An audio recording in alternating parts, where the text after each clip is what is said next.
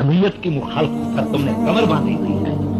बेईमानो, जमीयत तुम्हारे से नहीं खत्म हो सकती। तुम हुकूमत से जितनी पैसे लेके हमें तकलीफ पहुंचाओ, ये शेखुल हिंद की बुनियाद रखी हुई है, ये हजरत नानोत की बुनियाद रखी हुई है। इस मद जमीयत के बुनियादों में उलमा देवबंद का खून बहा है, हड्डी टूटी है।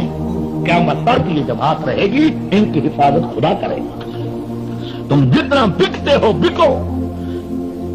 प्रोटोकॉल दिया जाता है सरकारी मुल्लाओं को, जिनको गवर्नर प्रोटोकॉल दे उससे भी ईमान की बू आ सकती है। तुम कह दियो लाख इख्तलाफ तरीकेकार में है, मुझे पूरे पाकिस्तान में मौलवी फजल रहमान के मुकाबले का बंदा तो दिखाओ। अगर वो चाहे अरबों में बेच सकता है, अरबों में खरबों में बेच सकता है, लेकिन उसने देवबंदियत की लाज रखी है।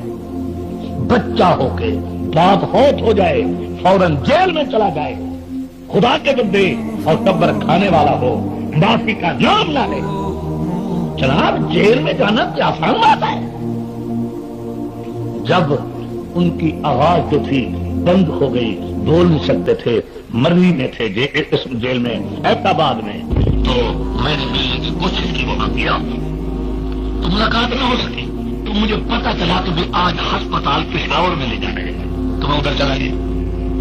तो मुझे मुलाकात, मुझे सरागी बोल नहीं सकते थे, तो मैं रोने लगा। जमीयत का तुर्रा इख्तियार रहता है, और हर दौर में एक न एक आदमी ऐसा रहेगा जो पहाड़ से ज्यादा मजबूत होगा, जो अपने अकाबिर का झंडा थामे रखेगा।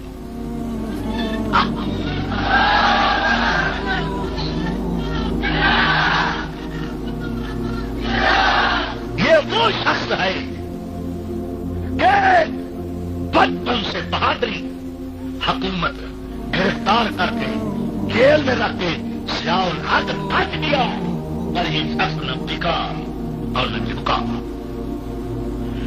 ऐसे किरदार पैदा करो।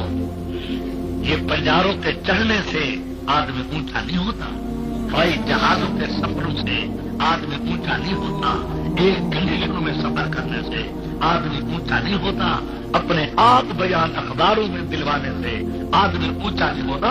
आदमी ऊंचा किरदार से होता है, आदमी ऊंचा किरदार से होता है, बुजुर्गों की गुलामी में होता है, अहलुल्लाह की दुआओं से होता है। तो